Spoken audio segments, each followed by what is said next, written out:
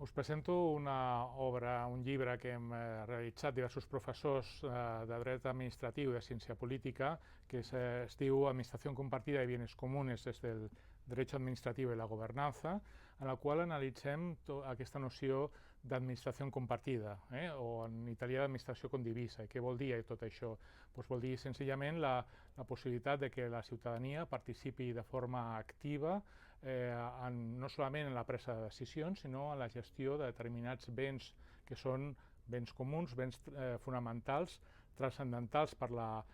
col·lectivitat, que d'alguna manera són béns que cal preservar, cuidar i regenerar per les generacions futures. Això comporta un nou model de relació entre estat i societat, en la qual no solament hi ha aspectes de mercat, sinó que també es tenen en compte una important perspectiva des de la solidaritat.